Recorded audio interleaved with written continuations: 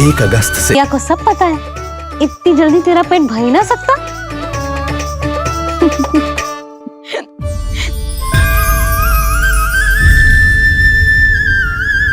ये क्या है लल्ला? ये क्या था तेरे मुंह में, दिखा। ओहो, मैं तो भूल ही गया था कि मेरे भीतर ही तो सारी सृष्टि समाई हुई है। मैया ने उसकी झलक देख ली, अब क्या होगा? क्या हुआ यशोदा? सुनो जी, हमारे लल्ला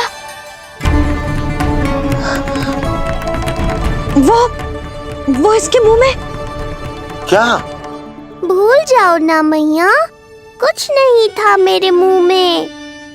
लल्ला मुंह खोल के बाबा को दिखा। अरे क्या देख रही है उसके मुंह में? अवश्य ही मेरा दृष्टि भ्रम होगा, किंतु ऐसा भ्रम। अरे बताओ ना यशोदा, या फिर मुहूर्त शीघ्र ना बताने की बात का प्रतिशोध ले रही हो तुम? ना ऐसी बात ना है। तो फिर बताओ ना क्या बात है? हा? मैंने लल्ला के मुंह में कुछ देखो। क्या देखो? अब फंस गया मैं। मैया बाबा को सब कुछ बता देंगी और राय का पहाड़ बन जाएगा। फिर कैसे संभालूंगा इन दोनों को? ऐसे लगो जैसे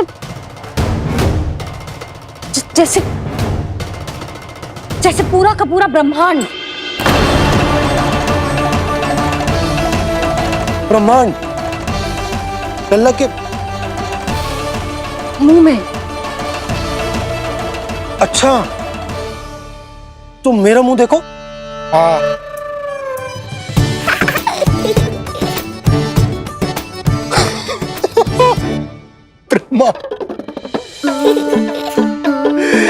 यशोदा, मुझे पता था आप मेरा उपहास उड़ाओगे। अरे नहीं, तुम देखो तो सही।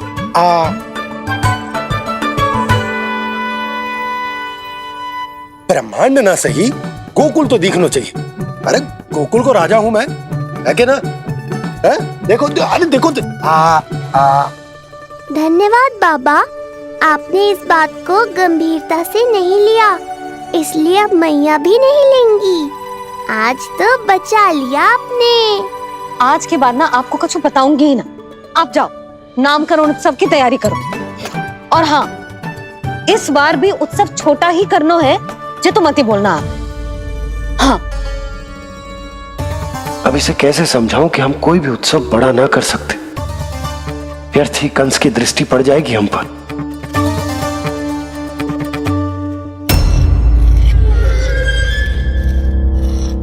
लगता है आपके सैनिक और तलवार दोनों की धार कुंद पड़ गई है महाराज।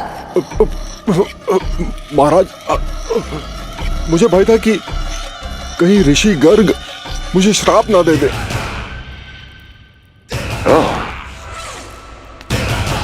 तो श्राप से भयभीत हो गए दुर्जन, किंतु कंस तो कोई श्राप नहीं देता, सीधा मृत्यु देता है। ऐसा न करे महाराज, दया करे, दया निदान। यदि मैं उनकी इच्छा के विरुद्ध भीतर जाने की कोशिश करता तो जितनी सूचना मुझे मिली है उतनी भी नहीं ला पाता। तब आपको कैसे पता चलता महाराज कि आपकी बहन और बहनोई मात्र अपनी मृत संतानों के श्राद्ध के लिए वहां नहीं गए थे?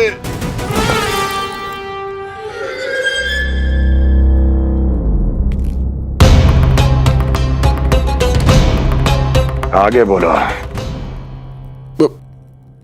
पूरी तरह तो नहीं सुन पाया महाराज, किंतु मैंने स्वयं अपने नेत्रों से देखा है महाराज। राजकुमारी देवकी ने ऋषि गर्ग के हाथ में कुछ दिया था। ये सत्य है महाराज, और ऋषि गर्ग ने उन दोनों को वचन भी दिया था। सही समय की प्रतीक्षा कीजिए राजन, आपके दोनों कार्य पूर्ण होंगे। महाराज, मैं आपका सबसे विश्वसनीय सेवक हूं। आपके हर आदेश का पालन करना मेरा अधिकार है और मैंने अपने अधिकारों का पालन किया भी है महाराज। किंतु फिर भी यदि मेरी ओर से कोई भूल हुई हो, मुझे क्षमा करे दयानिदान, मुझे क्षमा करे। इसका अर्थ है कि उत्कच सही कह रहा था। वो दोनों अवश्य ही कोई ना कोई षड्यंत्र रच रहे हैं मेरे विरुद्ध। समय आ गया है, अब मुझे किसी ऐसे की खोज करनी होगी जो उतना ही शक्तिशाली हो जितनी की मेरी ये तलवार।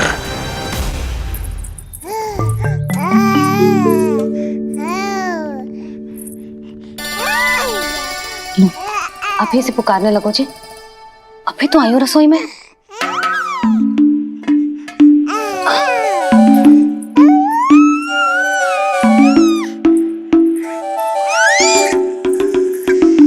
शीघ्र ही तुझे भी अपने बाबा का हाथ बटाना पड़ेगा, समझ रहे हो ना? बटाएगो ना हाथ? अभी जे 100 दिन का भी ना हो और जे इस नन्हे से बालक को काम काज का भार सौंपने की बात करने लगे। काम का नाम सुनते ही मुख से स्वर ना निकल रहे तेरे। अभी तो बड़ा ऊ कर रहा था। बता, हाथ बटाएगो के ना? अरे बता ना।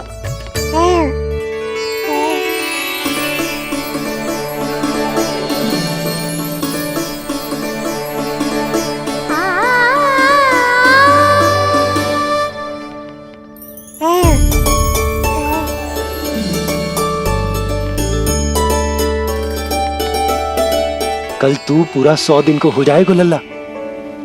पंडित जी आएंगे, तुझे नया नाम मिलेगा।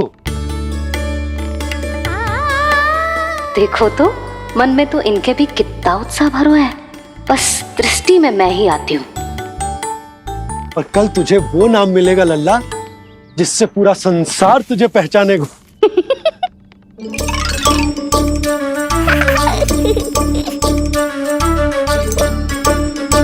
अब लल्ला, कितना कार्य शेष है और तूने मुझे बातों में लगा लियो। मुझे क्यों फंसा रहे हो बाबा? छुपाने की कोई आवश्यकता ना है। जितनी उत्साहित मैं हूँ उतने ही उत्साहित आप भी हो इसके नामकरण को लेके, पता है मुझे। लल्ला के नामकरण पे उसके बाबा उत्साहित ना होंगे? बिल्कुल होंगे, इसीलिए तो कह रही हूँ अपना उत्साह बांटो अपने लल्ला के साथ। मैं अभी आई। अच्छा, ऐसे तो तुम लल्ला को छोड़ के कहीं ना जाती। अभी कहाँ चली? रोहिणी जिज्जी के पास, और कहाँ? लल्ला और उसके दाऊ के नामकरण की तैयारी करनी है कि ना? कितने लोगों को आमंत्रित करना है, कितने प्रकार की मिठाइयां बनानी है, ढोल वाले को कितने बजे का समय देना है, ये सब सुनिश्चित करना है ना, ताकि जे उत्सव गोकुल का सबसे बड़ा उत्सव हो। अरे सूची देनी है जिज्जी को।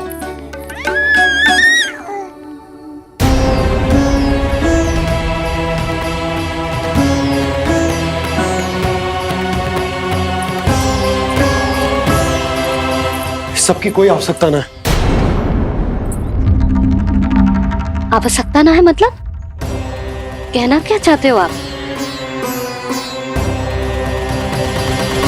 मैं ये कहना चाहता हूं कि यशोदा, सत्य तो ये है कि हमें दुख में ना अत्यधिक दुखी होना चाहिए और ना सुख में अत्यधिक उत्साहित। प्रसन्नता कितनी भी क्यों ना, हमें उत्सव संयम से ही मनाना चाहिए। इतने वर्ष संयम ही तो रखा था ना नंद जी। जे समय संयम का ना आनंद से बावले हो जाने का है। यशोदा, हम आयोजन छोटा ही करेंगे। मैं कुछ सोच समझ कर ही तो कह रहा हूँ। पर क्यों? मुझे भी तो समझाओ। हर बात समझाने की ना होती यशोदा। अच्छा, पति पत्नी में भेद हो तो है? ठीक, मैं कोई भेद ना रखूं। जो भी अब तक मैंने तुम्हें ना बताया है वो सब बताऊं। ओहो, क्या कर रहे हो बाबा? कंस के बारे में कुछ बता मत देना मैया को। वो मंगला है ना, उसने आज शाम को ही बछड़ा दियो। और भाद्रपद का मास लगभग बीतने को ही है, तो धीरे धीरे शरद ऋतु आ जाएगी, दूध की हानि भी कम हो जाएगी। हाँ? और वो सरजू है ना, उसको बैद जी ने पूरे पखवाड़े का विश्राम के लिए कहा है। क्यों? क्योंकि वो ठाट से गिर गए थे और गिरते समय उसे भीतरी चोट लग गई थी। अरे बस बस बस, ये सब मुझे क्यों बता रहे हो? इसका नामकरण से क्या संबंध? तुम्ही ने तो कही ना कि पति पत्नी के बीच में कोई भेद ना होता, तो मुझे जो भी बात पता है मैं तुम्हें बताऊंगा।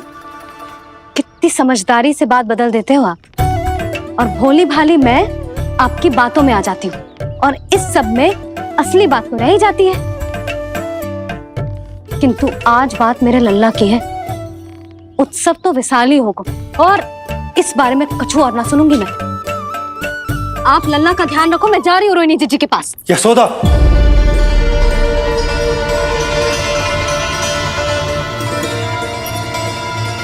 बात केवल सुनने की ना होती, उसे समझना भी पड़ता है।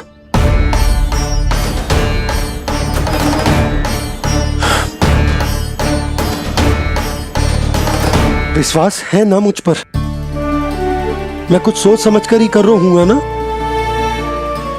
उत्सव तो छोटा ही होगा।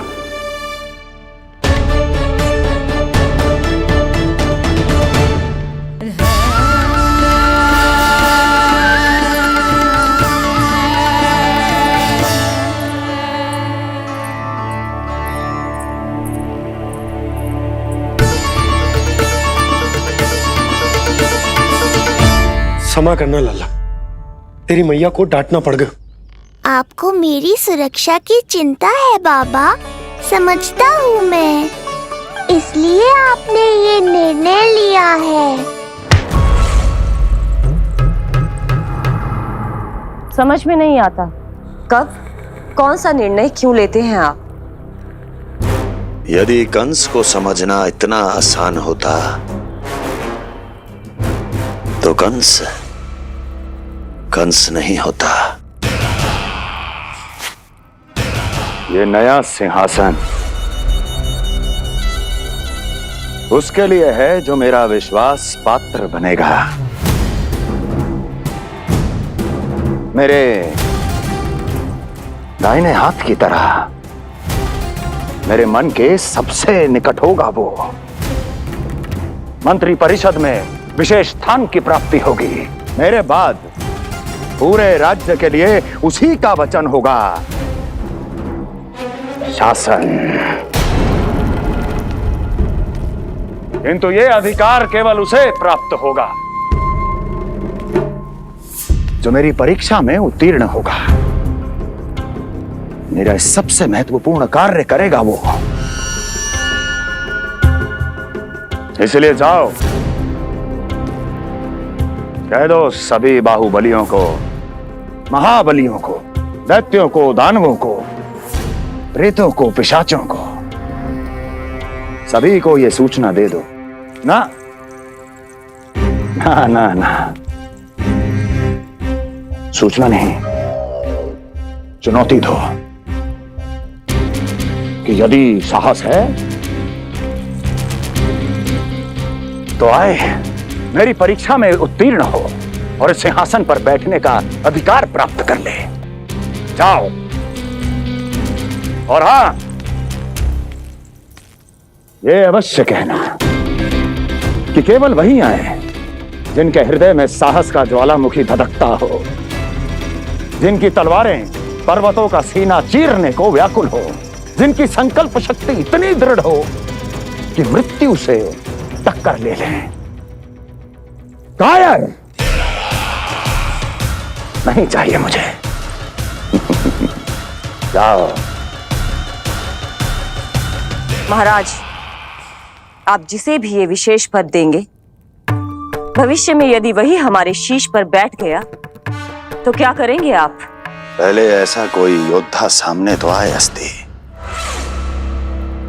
जो उस विष्णु के अवतार का संहार कर सके।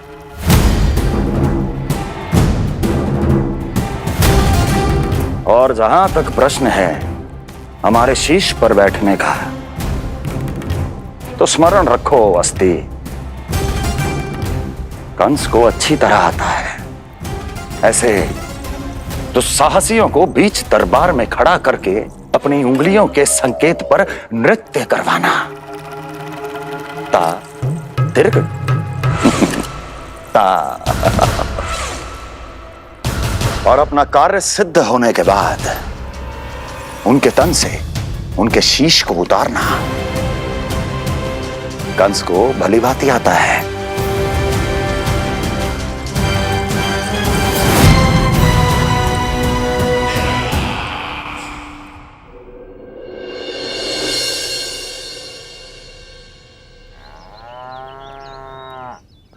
पूरे 100 दिन का होगा हुआ तो लल्ला, कम से कम 100 व्यक्ति तो आने चाहिए थे ना तेरे और तेरे दाऊ के नामकरण में। हाँ, अब तुम मुस्कुरा क्या रहो है? तू ही बता, जे भवन देख के लग रहा है कि यहाँ कोई उत्सव है? बिना अतिथियों के कैसा उत्सव और कैसा आनंद, तू ही बता। और मैं करूं भी तो क्या? पता है लल्ला, मुझे तो लग रहा है तेरे बाबा ना कंजूस होगा है। नहीं तो भला और क्या समस्या हो सकती है उन्हें बड़े आयोजन से? अरे गोकुल के राजा का लल्ला है तू, राजकुमार। यदि तेरा आयोजन बड़ा ना होगो तो भला किसका होगो?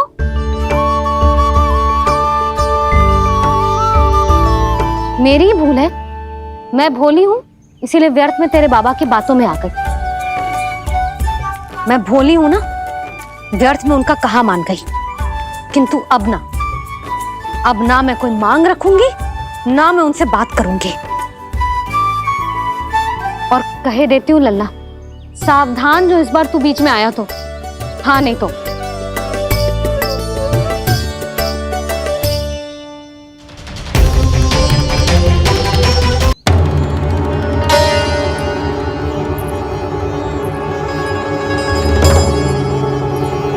क्या होगा? हाँ, सब ठीक तो है ना? आप इतनी चिंता में क्यों हो जी? कोई बुरी सूचना तो ना मिली? अब जे मत ही कहना कि जे भी मुझसे छुपाना पड़ेगा। जो भी है मुझे बताओ। पंडित सदानंद जी महाराज वो नामकरण के लिए ना आ सके। उनकी बिटिया के पांव भारी, उसे लिवाने वो समधियाने गए। ये तो शुभ समाचार है।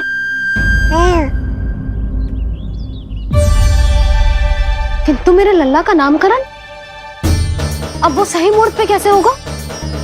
वही तो समझ ना आ रहा। ऐसे मन छोटा करने की आवश्यकता नहीं है मैया बाबा।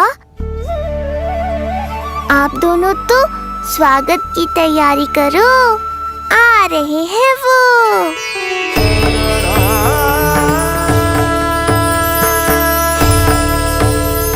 लो, आ गए वो जिनकी मुझे प्रतीक्षा थी। आप दोनों व्यर्थ ही चिंता कर रहे थे।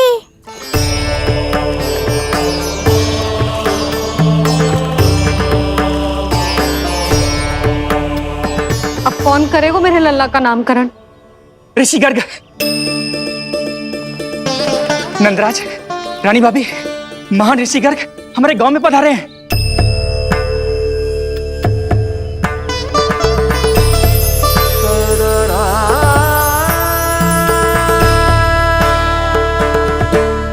ऋषि गर्ग गोकुल में?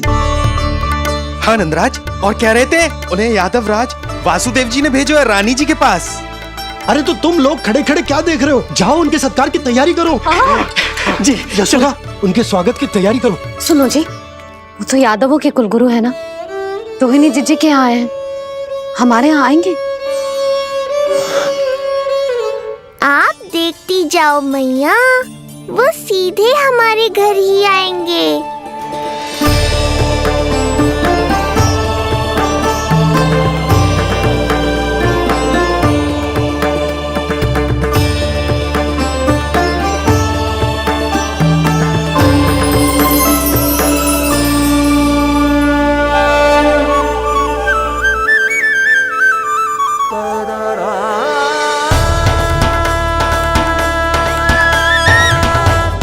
ये क्या हो रहा है मुझे?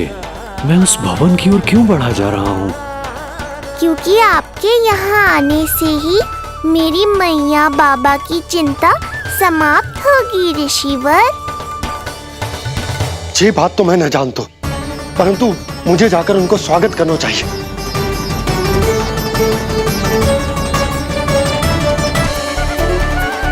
गुरुदेव, कल्याण हो। भगवान श्री नारायण के महान भक्त आज हमारे गांव में पधारे। हमारा जीवन सफल है गयो आज। वो भवन आपका है नंदराज? आपके शुभ चरण पड़ेंगे तो हमारा जय भवन पवित्र हो जाएगा।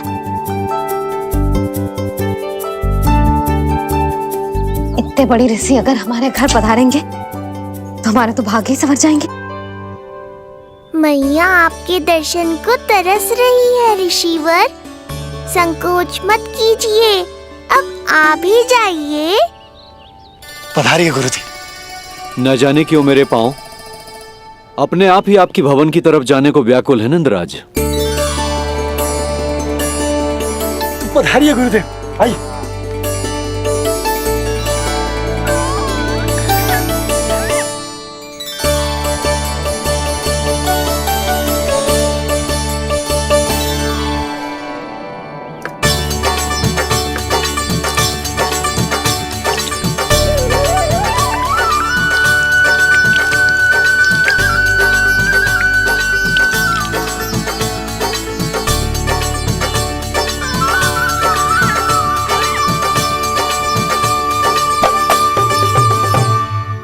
कल्याण हो। पधारिए।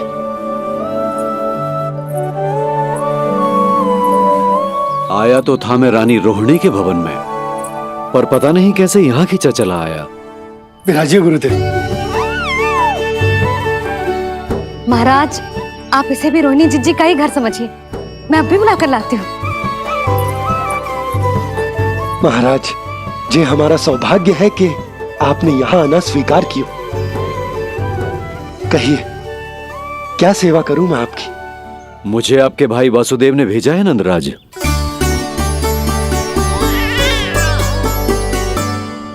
प्रणाम गुरुदेव। स्वामी जी ने आपसे इतनी दूर आने का आग्रह किया है। अवश्य ही कोई बड़ा कारण होगा। कारण तो है। आपके पुत्र का नामकरण करने आया हूं मैं यहाँ।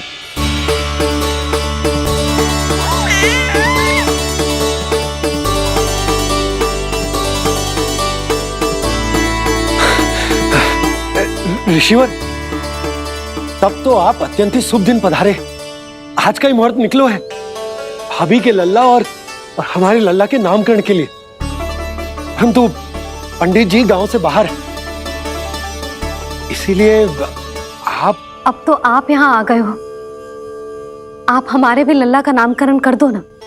पुत्री, ये क्या कह रही हो तुम?